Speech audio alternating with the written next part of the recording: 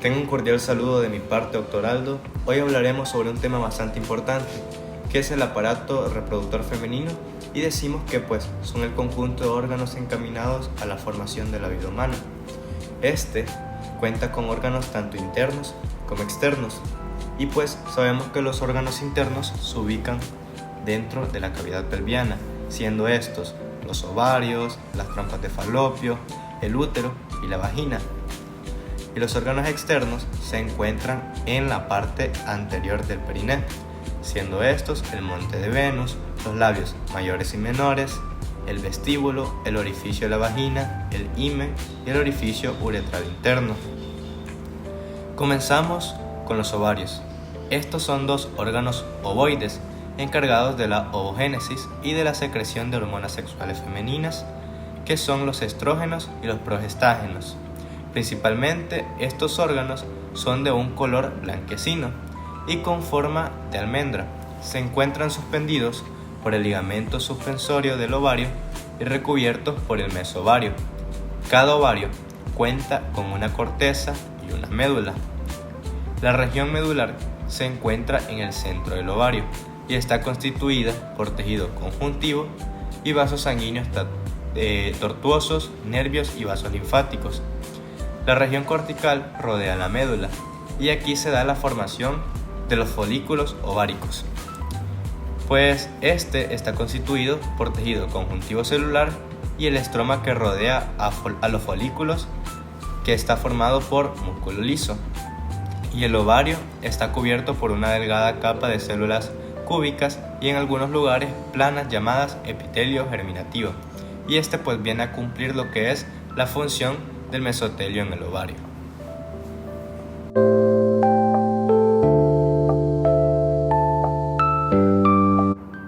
Comenzamos nuestro recorrido observando primero el ovario, tal como aparece representado en la imagen. Aquí distinguimos un órgano de forma ovalada con su superficie lisa y su tamaño característico de aproximadamente 3 centímetros de largo. En este corte se aprecia el aspecto general del ovario como un órgano compacto que contiene los folículos en su interior, aunque no se muestran sus detalles microscópicos. A partir de esta vista general, entendemos que el ovario es el punto de origen del ovocito antes de iniciar su trayecto hacia la trompa. Desde ahí, seguimos el camino natural del ovocito. Tras la ovulación, las trompas uterinas, que son conductos pares que conectan el ovario con el útero, y se dividen en infundíbulo, ampolla, istmo y porción intramural. Están formadas por una mucosa muy plegada, una capa muscular y una serosa. La mucosa está revestida por epitelio cilíndrico simple con células secretoras, cuyas características varían con la influencia hormonal. La capa muscular presenta fibras circulares internas y longitudinales externas que ayudan al transporte del ovocito y del embrión temprano. Es importante recordar que en la ampolla ocurre el proceso de fecundación, es el sitio donde normalmente el espermatozoide encuentra el ovocito.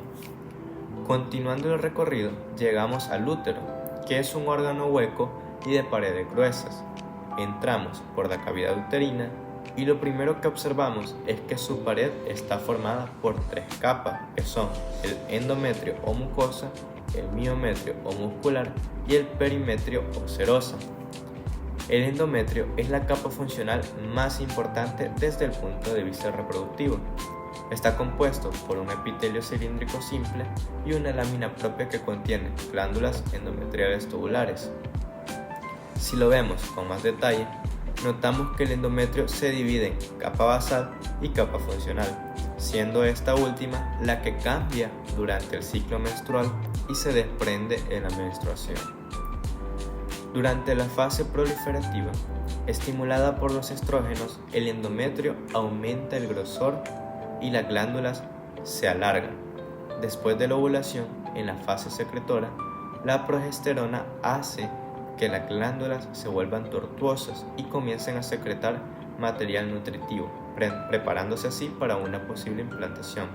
Si no ocurre la fecundación, la capa funcional se necrosa y se elimina durante la menstruación. Debajo de todo esto encontramos el miometrio, una gruesa capa de músculo liso dispuesto en haces, y más externamente el perimetrio que recubre al órgano. Si descendemos en el útero, llegamos al cuello uterino o cervix. En este punto observamos un epitelio cilíndrico simple que secreta moco, cuyo grosor va a variar a lo largo del ciclo. Antes de la ovulación, este moco se vuelve más fluido para facilitar el paso espermático, y después de la ovulación se vuelve más espeso, actuando como una barrera. Al continuar descendiendo, nos encontramos con un cambio: la transición hacia un epitelio plano estratificado no queratinizado, que corresponde a la parte del cérvix, que se proyecta hacia la vagina, y en la unión entre ambos epitelios ocurre un cambio brusco, conocido como zona de transformación. Ahora avanzamos hacia la vagina, que es un órgano fibromuscular que se extiende desde el cuello uterino hasta el vestíbulo, y en ese tramo del recorrido distinguimos claramente su epitelio plano estratificado no queratinizado, el cual responde a las hormonas aumentando de grosor y mostrando mayor cornificación y descamación durante la ovulación. Al continuar, identificamos la lámina propia y luego la musculatura lisa, que se organiza en capa circular interna y longitudinal externa, permitiendo que la vagina mantenga tanto resistencia como capacidad de distensión.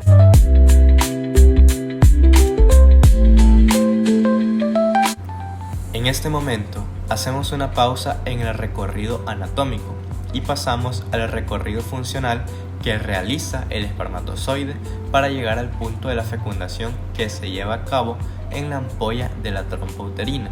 Y para que ocurra el espermatozoide, debe atravesar varios pasos esenciales.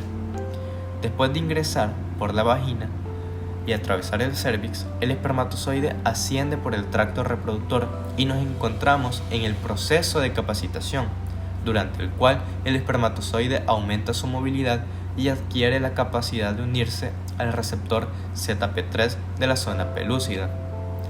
Al llegar a la ampolla de la trompa, el espermatozoide reconoce esta molécula y se une a ella, desencadenando la reacción acrosómica, mediante la cual libera enzimas que le permiten atravesar la zona pelúcida. Tras atravesar la zona pelúcida, se produce la función de membranas entre el espermatozoide y el ovocito, permitiendo que solo el núcleo del espermatozoide entre al citoplasma del ovocito, y esto desencadena la activación ovocitaria, que completa la meiocitosis y genera el ovocito maduro junto al segundo corpúsculo polar. Finalmente, los pronúcleos masculino y femenino se acercan y se fusionan formando el cigoto diploide, que representa el inicio del desarrollo embrionario.